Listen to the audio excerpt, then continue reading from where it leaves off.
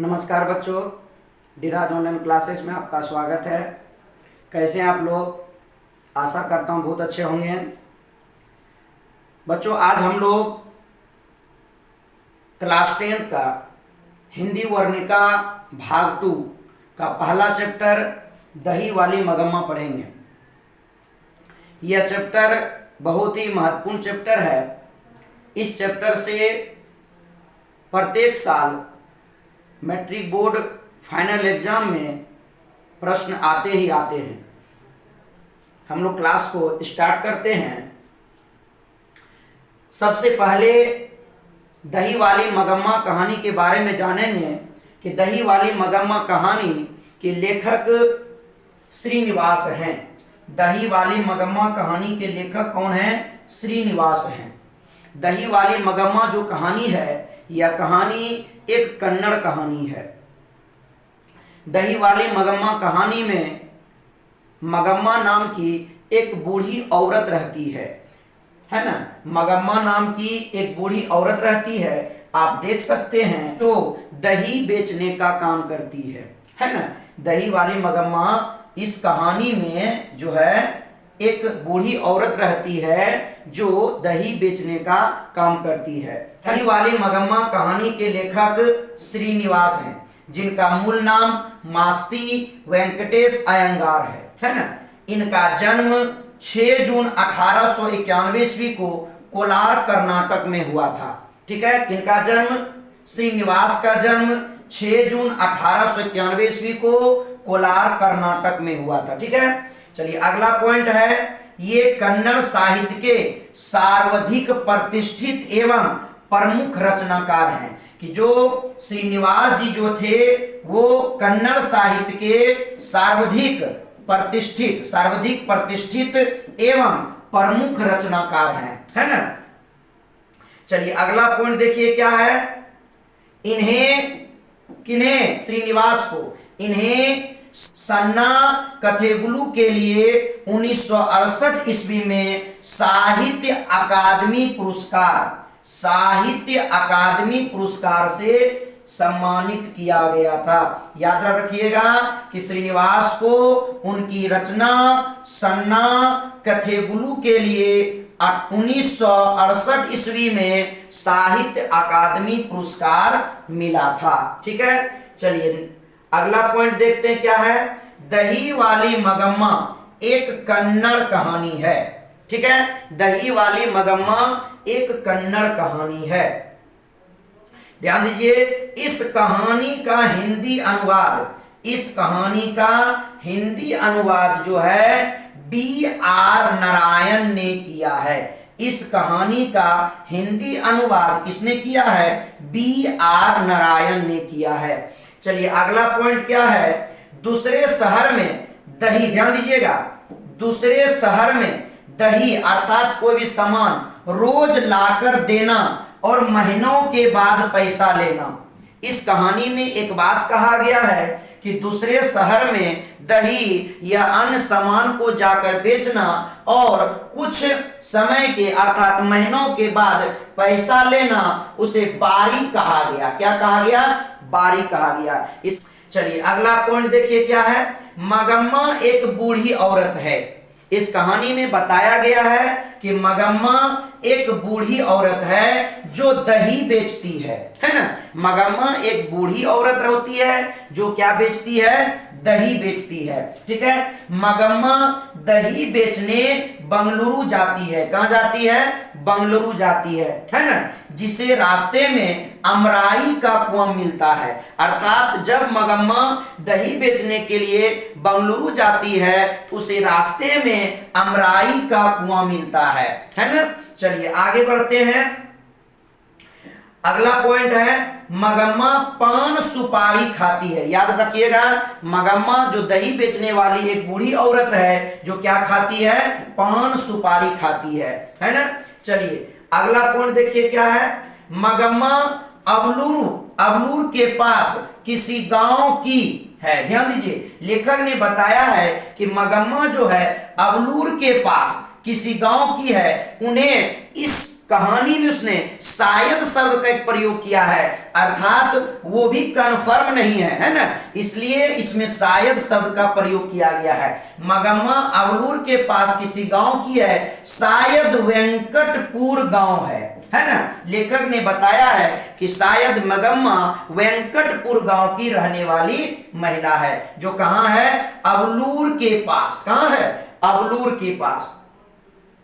चलिए अगला पॉइंट देखिए क्या है, मगम्मा मखमल की ब्लाउज पहनना चाहती थी। याद रखिएगा, इस कहानी में लेखक ने एक बात बताया है कि मगम्मा को मखमल का ब्लाउज पहनने का बहुत शौक था, है ना, अर्थात वो मखमल की ब्लाउज पहनना चाहती थी। उस समय एक ब्लाउज 7 से 8 रुपये में आती थी। अगला पॉइंट की ओर बढ़ते हैं। मगम्मा के बहू का नाम नजम्मा है ना। इस कहानी में मगम्मा के बहू का नाम क्या है, नजम्मा है। चलिए अगला पॉइंट देखिए क्या है, मगम्मा के पति अर्थात उनके घरवाले, है ना, मगम्मा के पति अर्थात उनके घरवाले की मृत्यु हो गई है। अगर कहें तो मगम्मा के पति जीवित नहीं है। चलिए अगला पॉइंट है, मगम्मा को एक बेटा, बहू और एक पोता है। ध्यान दीजिए कि मगम्मा को एक बेटा, बहू और एक पोता है। अगर हम बात करें कि मगम्मा के परिवार में कितने सदस्य हैं, तो एक मगम्मा, एक उनका बेटा, एक उनकी बहू और एक पोता, तो कुल कितने सदस्य हो गए, 4 सदस्य हो गए। ठीक है, चलिए आगे बढ़ते हैं। इस कहानी में एक और व्यक्ति का जिक्र किया गया है, जिसका नाम रगम्पा रहता है ना। और रगम्पा के बारे में अगर जानकारी ले लें तो गांव का एक जुआरी व्यक्ति था, जिसका नाम क्या था, रगम्पा था, जो मगम्मा से पैसे कर्ज मांगता था, जो मगम्मा से पैसा जो है कर्ज के रूप में मांगा करती थी। और एक दिन उसका हाथ भी पकड़ लिया था। जब मगम्मा दही बेचने के लिए जाती है तो उसे बीच रास्ते में उसे रगम्पा मिल जाता है, जिसे जबरदस्ती बैठा करके उससे पैसे कर्ज लेने की बात करता है। एक दिन तो हद हो गई थी कि उसने मगम्मा का हाथ भी पकड़ लिया था, जिससे मगम्मा को लगा कि रगम्पा का इरादा ठीक नहीं है ना। जब मगम्मा का हाथ पकड़ लिया रगम्पा ने, तो मगम्मा को लगा कि रगम्पा का इरादा ठीक नहीं है, और वह जोर से हाथ छुड़ाकर भाग गई। अर्थात वह जोर से हाथ को छुड़ाया और वहां से वो दही बेचने के लिए आगे निकल गई। चलिए अगला पॉइंट क्या है, रगम्पा को अमराई के कुआं के पास मगम्मा से भेंट हो जाता था। ध्यान दीजिएगा, रगम्पा को मगम्मा से भेंट कहां होती थी, अमराई के कुआं के पास। अमराई के कुआं के पास रगम्पा को मगम्मा से भेंट हो जाया करता था। ठीक है, चलिए अगला पॉइंट है, मगम्मा पोते के लिए मिठाई लाया करती थी, है ना, कि मगम्मा जब दही बेच करके अपने घर आती थी तो अपने पोते के लिए मिठाई लाया करती थी। मगम्मा की बहू बहुत सुंदर थी। याद रखिएगा कि मगम्मा की बहू बहुत सुंदर थी, इसलिए उसका बेटा उस पर लट्टू रहता था। ध्यान दीजिए, इस कहानी में लेखक ने जिक्र किया है कि मगम्मा की बहू बहुत सुंदर थी, इसलिए उसका बेटा उस पर लट्टू रहा करता था, है ना। चलिए अगला पॉइंट है, अमराई का कुआं कहां पड़ता है, रास्ते में पड़ता है ना। अमराई का कुआं रास्ते में पड़ता था। चलिए अगला पॉइंट है, नजम्मा ने अपने बेटे को उसके गलती पर पीट दिया था, है ना। मगम्मा की बहू ने अपने बेटे अर्थात मगम्मा के पोते, है ना, नजम्मा ने अपने बेटे को उसकी गलती पर, है ना, पीट दिया था, जिससे मगम्मा और नजम्मा अर्थात सास और बहू दोनों में बात से विवाद हो गया। ठीक है, जब नजम्मा अपने बेटे को किसी गलती पर पीट रही थी तो उसकी सास ने एक शब्द राक्षसी शब्द का प्रयोग किया था, और उसने कहा था, क्यों रे राक्षसी, इस नन्हे से बच्चे को क्यों पीट रही है ना। तो उस पर नजम्मा कहती है कि बच्चे अगर गलती करे तो मैं उसे पीटू भी ना, बच्चे कैसे सुधरेंगे। ठीक है। इन्हीं बात को लेकर दोनों के बीच विवाद हो जाता है और बात विवाद इतना बढ़ जाता है कि दोनों अलग रहने का फैसला कर लेती है ना। ध्यान दीजिए क्या कहा, ऐसा विवाद हो जाता है कि दोनों अलग अलग रहने लग जाती है ना। दोनों घर में, एक ही घर में दोनों अलग खान पियान रहना शुरू कर देती है। किसको लेकर के, बेटे को पीटने को लेकर के, है ना। चलिए अगला पॉइंट, मगम्मा ने बेटे को कहा आज दोपहर ही अलग हो जाओ। जब उसके बेटे आए तो उसकी मां ने, मगम्मा ने अपने बेटे से कहा कि आज दोपहर को ही अलग हो जाओ, हम तुम्हारे साथ नहीं रहेंगे।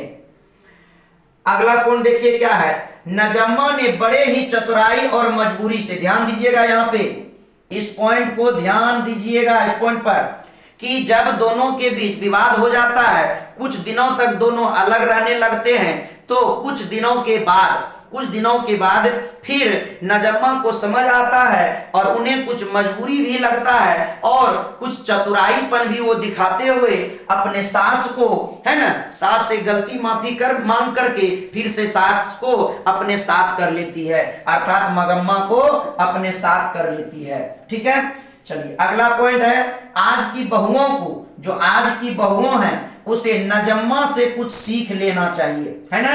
आज की बहुओं को नजम्मा से सीख लेनी चाहिए। चलिए अगला पॉइंट है, मगम्मा ने अपने बहू को राक्षसी का करके डांटी थी। यह भी पॉइंट आपको दे सकता है कि जब नजम्मा अपनी बेटे को पीट रहे थे तो उसकी सास ने किस शब्द का प्रयोग किया था, तो राक्षसी शब्द का प्रयोग किया था।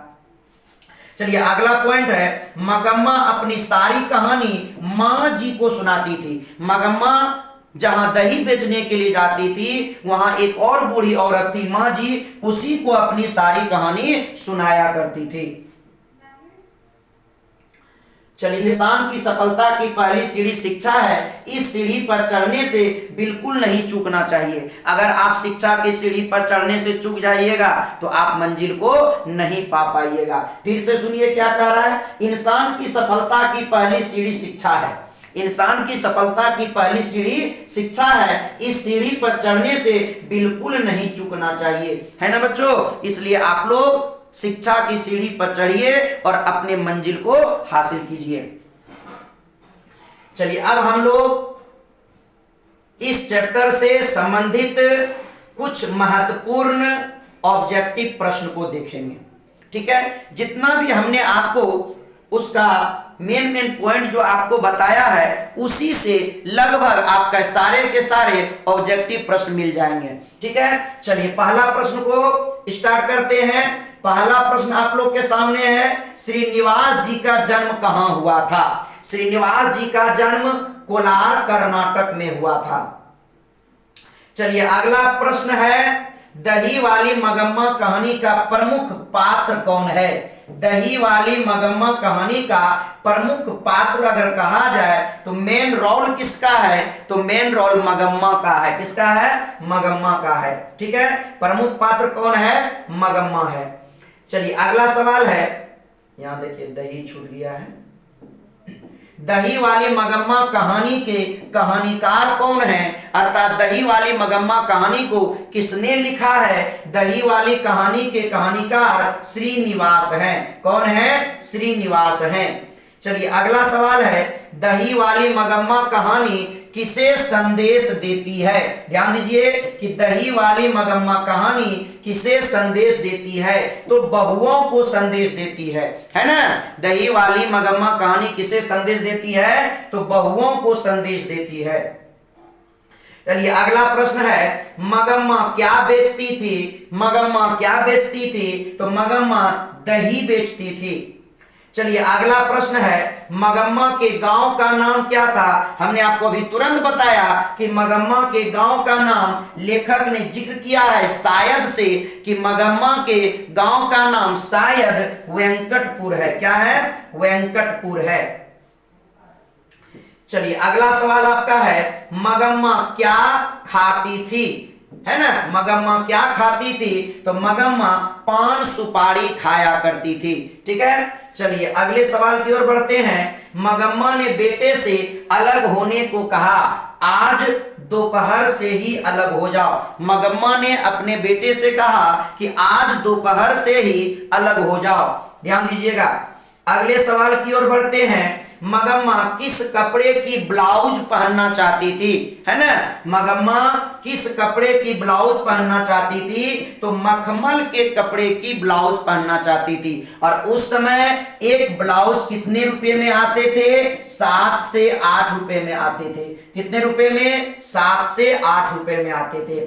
चलिए अगला प्रश्न है, रगम्पा कहां का रहने वाला था।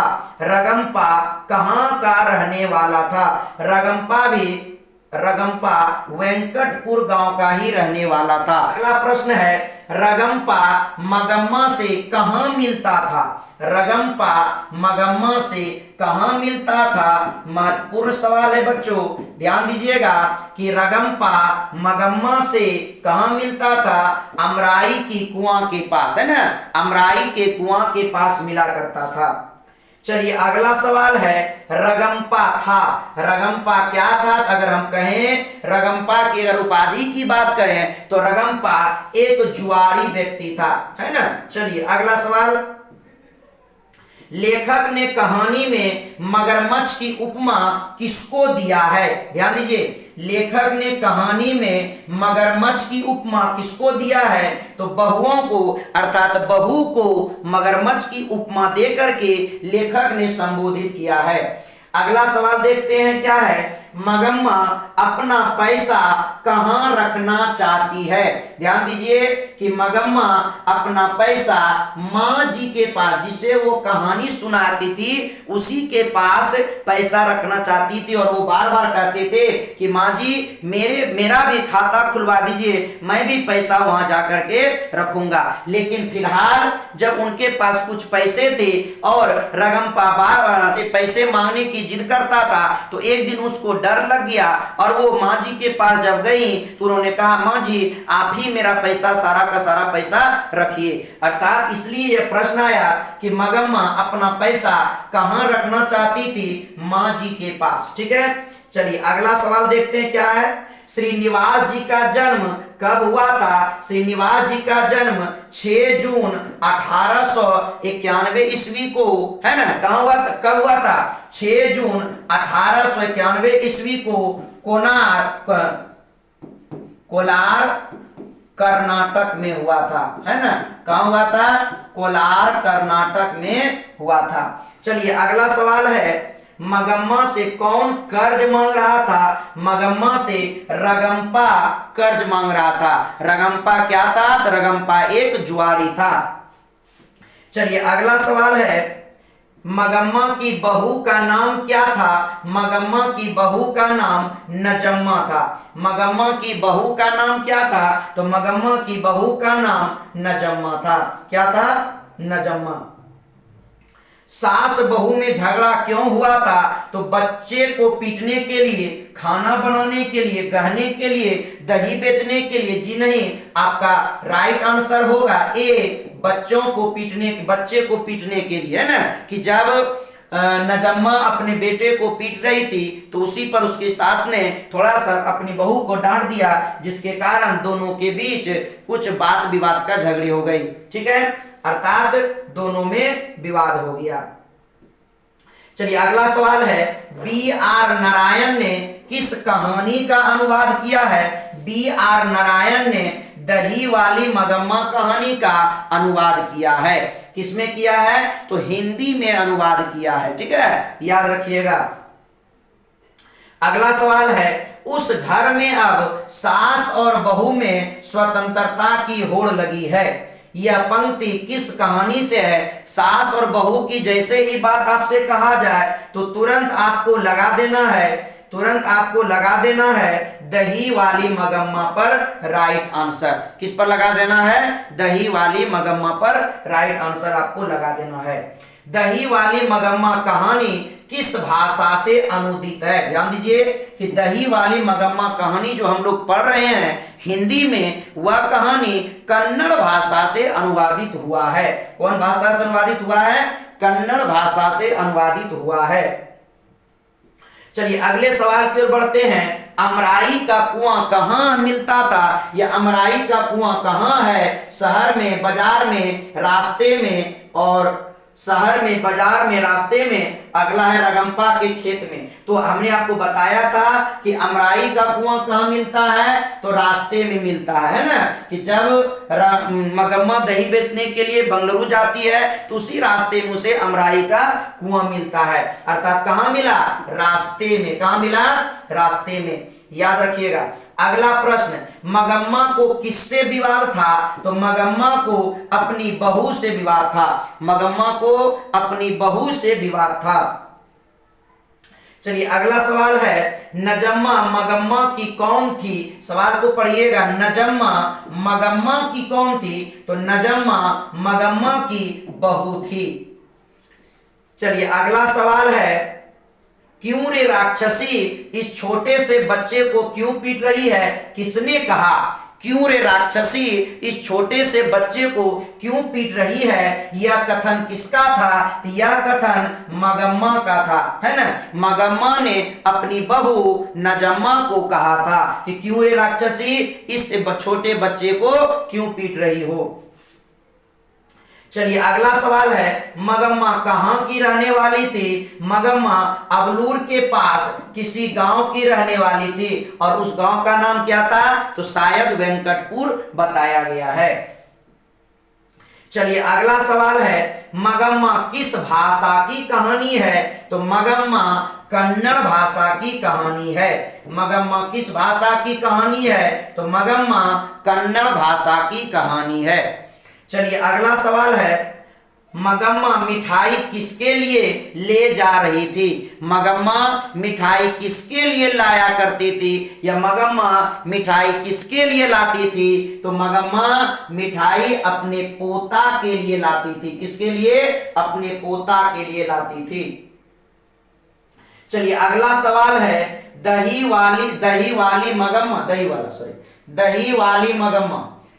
वाली मगम्मा शीर्षक पाठ में बहू ने सास से समझौता क्यों किया? डर से, प्रेम से, शौक से, मजबूरी से? तो उसकी मजबूरी थी कि उसे अपनी सास से समझौता करना पड़ा। चलिए अगला सवाल है, श्रीनिवास जी का जन्म कहाँ हुआ था? श्रीनिवास जी का जन्म कोलार कर्नाटक में हुआ था। श्रीनिवास जी का जन्म कहाँ हुआ था? कोलार कर्नाटक में हुआ था। याद रखिएगा। अगला सवाल है, लड़का अगर कुछ उधम करता है तो उसे मना करने का हक मुझे नहीं है? यह किसने कहा? कि लड़का अगर कुछ उधम करता है, गलती करता है, तो उसे कुछ कहने का मुझे हक नहीं है, उसे मना करने का मुझे हक नहीं है। यह किसने कहा था? यह नजम्मा ने कहा था। किसने कहा था? नजम्मा ने कहा था। चलिए अगला सवाल है, घरवाले के रहते एक अच्छी साड़ी नसीब नहीं हुई, ऐसा किसने कहा? कि घरवाले के रहते एक अच्छी साड़ी नसीब में नहीं हुआ, ऐसा किसने कहा? तो ऐसा मगम्मा ने कहा था। किसने कहा था? मगम्मा ने कहा था। चलिए अगला सवाल है, दही वाली मगम्मा शीर्षक कहानी में रास्ते में क्या है? दही वाली मगम्मा शीर्षक कहानी में रास्ते में क्या है? तो रास्ते में अमराई का कुआं है। दही वाली मगम्मा कहानी में रास्ते में क्या है? तो रास्ते में अमराई का कुआं है। चलिए अगला सवाल आपका है, दही वाली मगम्मा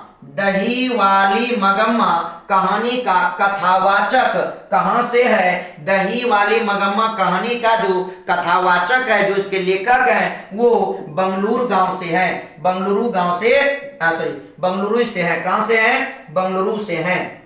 चलिए अगला सवाल है, किनके रहने पर भी मगम्मा को अच्छी साड़ी नसीब नहीं हुआ? किनके रहते हुए मगम्मा को अच्छी साड़ी नसीब नहीं हुआ? तो उनके घरवाले अर्थात मगम्मा के पति के रहते उसे अच्छी साड़ी भी नसीब नहीं हुआ था। चलिए अगले सवाल की ओर बढ़ते हैं, ध्यान दीजिएगा, बहुत ही महत्वपूर्ण सवाल है बच्चों। ध्यान दीजिए क्या कह रहा है इस सवाल में कि मगम्मा ने ब्याह में, है ना, ब्याह, जब मगम्मा ने अपने बेटे का विवाह किया था तो मगम्मा ने ब्याह में बहू को क्या क्या दिया था, कि मगम्मा जब अपने बेटे की शादी किया तो अपनी बहू को क्या क्या दिया, कर्णफूल, कड़े और झुमका, कान की जंजीरें, कंठी और तगड़ी, ये सभी चीज दिए थे, है ना। अपनी बहू को कर्णफूल, कड़े, झुमकी, कान की जंजीर, कंठी, तगड़ी, इनमें से सभी चीजों को दिया था। ठीक है, चलिए आगे बढ़ते हैं। अगला सवाल है, मगम्मा अपने पैसे को कहां रखना चाहती थी, तो मगम्मा अपने पैसे को, यहां जो 4 ऑप्शन दिया गया है उनमें से आपका राइट आंसर है बैंक में रखना चाहती थी। लेकिन जब बैंक की बात में माँ जी ने कहा कि कुछ दिन ठहरो, मैं उनसे बोल करके तुम्हारा खाता खुलवा करके बैंक में पैसा रखवा दूंगी, तो मगम्मा ने कहा माँ जी तो आप ही मेरा पैसा रखिए। तो एक सवाल ये भी आता है कि मगम्मा अपना पैसा कहाँ रखना चाहती थी, तो माँ जी के पास भी रखना चाहती थी। ठीक है, लेकिन यहाँ जो 4 ऑप्शन है उनमें से आपका राइट आंसर क्या हो जाएगा, बैंक में रखना चाहती थी। ठीक है, चलिए अगला सवाल, ऊपर से बांह पकड़कर बचाने की दशा किसकी है। ध्यान दीजिए कि ऊपर से बांह पकड़कर अगर किसी का बेटा कहीं खाई में अगर गिरने लगता है तो उसकी बांह पकड़ करके बचाने का काम मां का होता है। तो हम कह सकते हैं ऊपर से बांह पकड़कर बचाने की दशा किसकी होती है, तो मां की होती है। किसकी होती है, मां की होती है। चलिए ध्यान दीजिए, तो आपका जितना ऑब्जेक्टिव प्रश्न बन रहा था टोटल 38 प्रश्न को हमने कलेक्ट किया और आपको दही वाली मगम्मा कहानी आज समाप्त कर दिया। ठीक है, फिर हम लोग अगले क्लास में मिलते हैं। बच्चों जो चैनल पर नए हैं वे डिराज ऑनलाइन क्लासेस को सब्सक्राइब कीजिए और अधिक से अधिक दोस्तों को ये वीडियो को शेयर कीजिए। ठीक है, और वो बता दें कि डिराज ऑनलाइन क्लासेस में सभी सब्जेक्ट की अच्छी तैयारी कराई जाती है। बच्चों आप लोग सभी क्लास को अच्छी तरीका से देखिएगा और सीखिएगा। अगर कहीं कोई प्रॉब्लम होगा तो उसे बेहिचक आप हमारे व्हाट्सएप नंबर 9973239021 पर आप मैसेज कर सकते हैं, कॉल कर सकते हैं। धन्यवाद।